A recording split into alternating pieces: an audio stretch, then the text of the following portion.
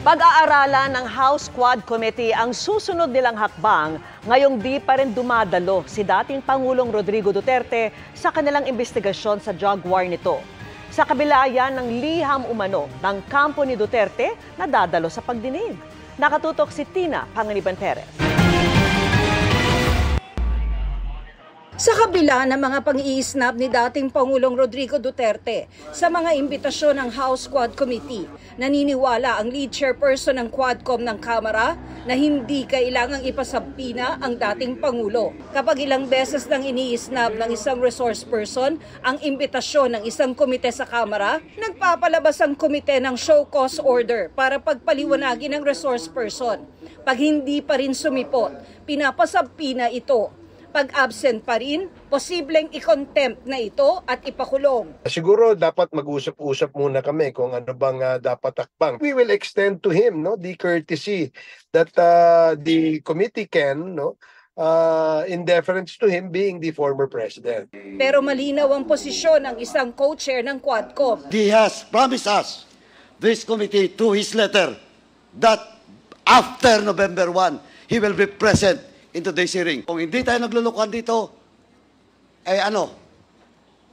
natatakot siya na pumunta dito? We should invite again the former president to be present in the next hearing. I don't think the former president will ever attend the Quad Committee. Ang mga testimonya nagdiriin umano sa dating Pangulo sa extrajudicial killings, may bigat kaya? Kailangan ito ay backed up by evidence, backed up by substantial corroboration coming from a witness or hindi kaya ay documentary evidence. Bibigyan naman ng access ng Quadcom ang Special Task Force ng Department of Justice na mag-iimbestiga sa mga kaso ng EJK. Yun naman po ang dapat at yan po ay hindi labag sa ating rules. Kung sakali naman po na may kakulangan sa mga impormasyon na nakalap ng komite, maaari po sila magtanong diretso doon sa mga taong gusto nilang interviewin na may kinalaman doon sa mga iniimbestigahan namin. Ayon kay Representative Barbers, marami pang lumalapit sa Quadcom para tumestigo, lalo na sa issue ng EJK. Umaasa siyang matatapos ang investigasyon bago matapos ang taon. Maaaring ma-terminate na namin yung investigation dyan sa Pogo, dun sa public accounts, yung mga lupa na binili ng mga foreign nationals. I cannot really honestly say hanggang kailan, but I'm looking at before the end of the year. Para sa GMA Integrated News, Tina Panganiban Perez, nakatutok 24 oras.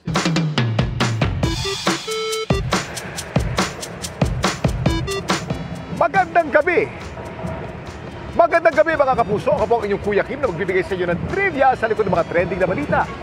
Ayos mo ba ang inyong mga buto-buto? Kung oo, tara laro tayo ng Chinese Garter kasama mga estudyante mula Leyte na nag-viral dahil ang kanilang pagiging competitive, abay, next level. Maraming napa-throwback sa video na to ng mga estudyante na naglalaro ng Chinese Garter. Sa bawat talong ng mga kalahok, ang audience napapahiyaw. Ang Chinese Garter match kuha sa Sports Fest ng Leyte Normal University sa Tacloban City. I uploaded the video to share na kahit ngayon nilalaro pa rin po yung luksong bitik o Chinese Garter. Kabilang sa mga jumoy, sina Matthew at Marion. Kwento nila, napilitan lang daw silang sumali sa palaro. Pwede nga. It was accidental. Every tribo po kasi has to have a representative. If hindi po magkaroon ng representative yung isang tribo, maliligwak po yung isang tribo. Nag-decide kaming dalawa since we both have experience. Nag-start po ako mag-play ng Chinese Garter noong grade 4 po ako. I started playing when I was kindergarten. Pero dahil habang pataas ng pataas ang Garter, pahirap din ang pahirap ang pagtalon. Ang kanila raw naging technique. Pinipicture out ko muna kung gaano kataas yung Garter. Minimake sure ko lang po na safe yung aking landing. Effective kaya ang kanilang strategy? Kuya Kim, galing nga bang China ang larong Chinese Garter? Kuya Kim, ano na? Kaya Chinese Garter ang nakasanayan nating tawag sa larong ito dahil nagmula ito saan pa kundi sa China. Sa China tinatawag itong Chinese jump rope na sinimulang laruin noong pang 7th century. Yung origin niya, hindi siya as a game. Ginamit ito as a tradition para sa pagbubuntis. Kalaunang nilaro na rin ito ng iba't ibang bansa. Sa Germany, tinatawag itong comet twist. Sa United Kingdom, elastics. Makikita natin dito na nagbago yung konsepto, naging larong Pinoy na indigenize din natin siya. It's an example of a compound exercise. It involves multiple organs, meaning yung benefit niya will be multiple. Just like any other sport, we need to practice para maka-adapt yung katawan natin. Samantala, kumusta naman kaya ang naging laban ni Matthew at Marion? Thankfully po is nanalo kami dahil we have a magaling na mother which is si Matthew po. Nakaka-proud na i-represent yung tribo namin. Okay, sarap talagang balikan ng mga laro ng ating kabataan. Ito po si Kuya Kim at sagot ko kayo 24 oras. Nakatanggap na ng maagang pamasko ang 14 na kapuso sa Season 2 ng Kapuso Big Time Panalo. Tig sa 70,000 pesos ang iuuwi ng 7 lucky winners sa Week 1 ng draw. Naka-flash din sa inyong mga screen ang 7 pang kapuso na nanalo sa Week 2 ng draw. Mga kapuso, may chance din kayong manalo sa mga susunod na linggo. Bukod sa daily and weekly cash prizes, may 1 million pesos din na ipamimigay sa Grand Draw. Hanggang December 6, pwedeng magpadala ng entries. Paalala lang po, mag-ingat sa fake news, fake Facebook accounts o scam texts. Tutok lang dito sa GMA at official pages para sa announcements at complete mechanics. Minsan kung sino pa ang nagtanim, sila pa ang walang makain. Ganyan ang sitwasyon ng mga magsasaka sa Libon sa Albay na halos walang maaning palay dahil sa pananalasa ng nagdaang bagyong Christine. Kabilang sila sa mga hinatira ng tulong ng GMA Kapuso Foundation sa ilalim ng Operation Bayanihan. Tinaguri ang rice granary ng Albay ang bayan ng Libon dahil dito nanggagaling ang karamihan ng supply ng bigas sa probinsya. Pero inaasahang masaganang ani ng magsasakang si Elmer mula sa barangay Talin-Talin naging bato pa. Natabunan kasi ng gumuhong lupa ang malaking bahagi ng kanyang palayan noong kasagsagan ng bagyong Christine. Imbis na manggaling sa amin yung bigas o palay, kami na ngayon ang bibili dahil wala kami mapagpunan na ubos ang palayan. Kabilang ang barangay Talin-Talin sa 7 barangay na na-isolate sa Libon dahil sa landslide. Grabe po talagang hirap yung pagkain dito kasi hindi na po kami makabili kasi po wala na po talagang daan. Kaya nitong October 28, sa ikalimang araw na hindi sila maabot ng tulong, matagumpay na narating ng GMA Kapuso Foundation ang barangay Talin-Talin at Rawis sa tulong ng presidential choppers na pinahiram ng Malacanang. Nakapagbigay tayo ng relief goods sa 4,000 individual. Maraming salamat GMA Kapuso Foundation. Di po namin kayo makakalimutan. Salamat po sa pagpunta niyo. Nabigyan rin natin ng tulong ang bayan ng Pio Duran. Nakaranas din ng kabi-kabilang landslide.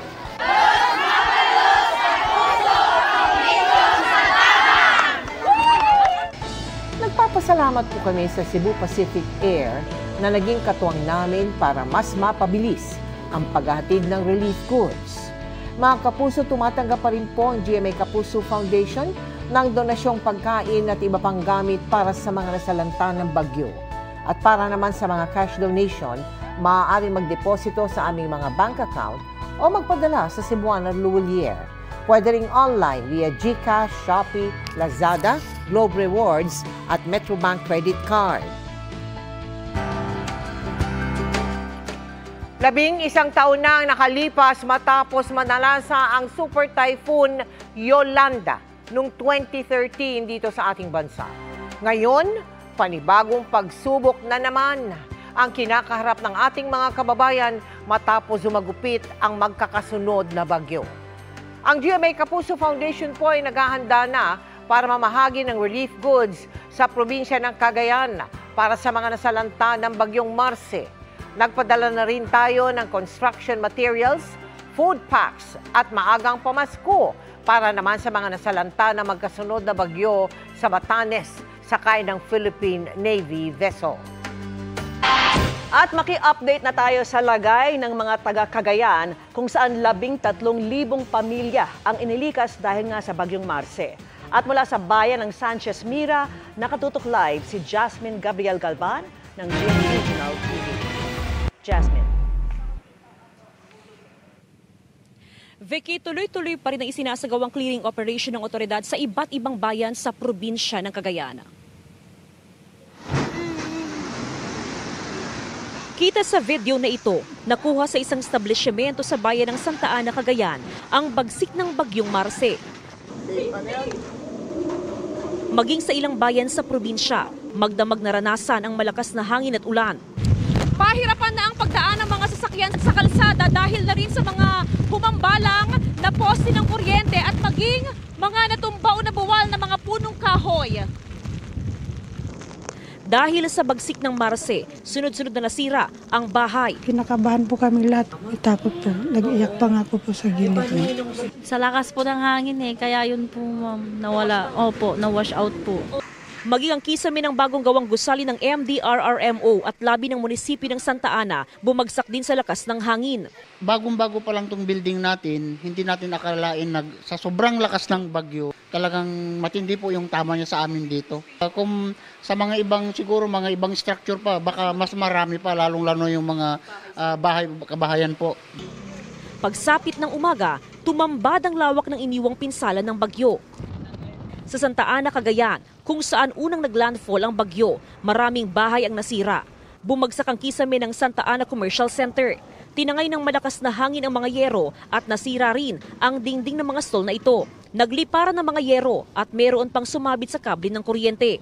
Nasira rin ang bubong ng ilang eskwelahan sa lugar. May sumadsad pang barko. Sa bayan ng Sanchez Mira, kung saan naglandfall sa pangalawang pagkakataon ng bagyo, gumuho ang bahagi ng welcome arc sa tindi ng lakas ng hangin. Nagtumbahan din ang mga poste ng kuryente. Natuklap ang bubong ng simbahang ito. At kabi-kabila ang mga pagbaha. Sa Santa Teresita, nagmistulang ilog ang ekta-ektaryang sakahan na ito. Kaya labis ang panghihinayang ng mga magsasaka. Aanihin na raw kasi sana sa Desyembre ang kanilang pananim. Imbis na meron kumane, wala naman. Nalubog din sa baha ang ilang bahay sa barangay Antiporda sa bayan ng Bugay. Talagang mahirap, ma'am. Nakakatakot kagabi, ma'am. Tinangay naman ng hangin ang bubong ng mga silid-aralan sa Bugay North Central School. Sa Alakapan, wala na halos natirang bubong sa isang paaralan. Pati sa bahay na ito, halos wala nang natira matapos masira ng bagyo. Halos ganyan din ang sitwasyon sa bayan ng Ballesteros, kung saan may natuklap ding mga bubong. Pinatumba rin ng bagyo mga punong kahoy sa bayan ng Abulog. Halos mawasak naman ng bagyo ang barangay gymnasium na ito sa bayan ng Pamplona. Habang natuklap din ang bubong ng isa pang barangay gymnasium na sumabit pa sa poste ng kuryente ang mga inilipad na yero. Pinatumba rin ng bagyo ang mga poste ng kuryente na ito sa bayan ng Kamalanyogan. Sa ngayon, 13 bayan ang walang supply ng kuryente. Inaayos na ang mga linya ng kuryente at mga naapektuhang communication line. Umabot sa 13,000 pamilyang inilika sa mga evacuation center sa pananalasan ng bagyo. Hindi na rin madaanan ang ilang kalsada at tulay bunsod ng pagtaas ng antas ng tubig sa mga kailugan.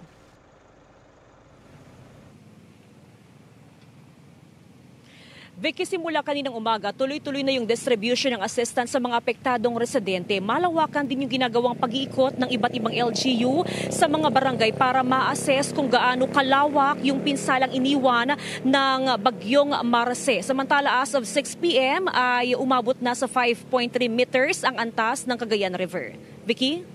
Maraming salamat sa iyong update, Jasmine Gabriel Galvan ng GMA Regional TV.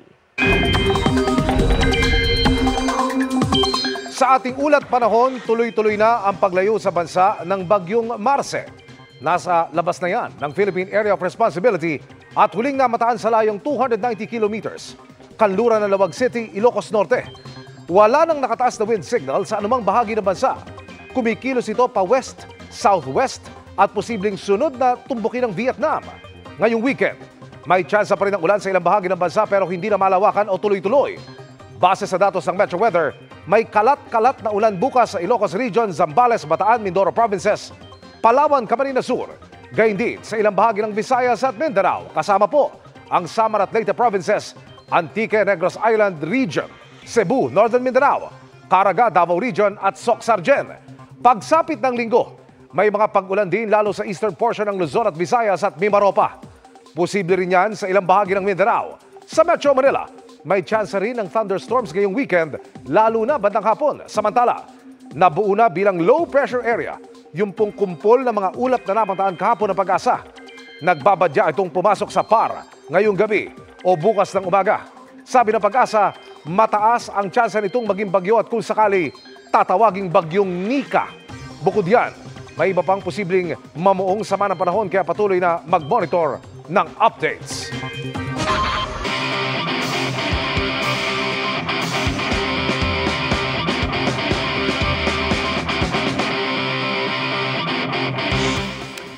Studying just got a little more interesting dahil sa innovation natin today na gumagamit ng mixed reality para matransport ang mga estudyante sa kanilang pinag-aaralan. Tara, let's change the game!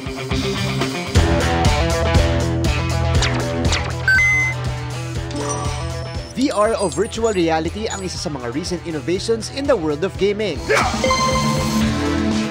Pero alam nyo bang di lang niya nagagamit for entertainment? Ang virtual reality kasi na gagamitin natin, kayang ma-simulate ang isang chemistry lab, matransport at makita ang composition ng isang animal cell, pati makapag-operate ng makinarya. That's right, dahil ang innovation natin today, gagamit ng mixed reality para matulungan sa pag-aaral ang mga estudyante. Introducing Parallax, isang educational tech simulation app na layong magbigay ng hands-on experience sa mga estudyante with the use of mixed reality. Developed by engineer Albertson Amante and his team sa Batangas State University. There is a gap on the access to laboratories.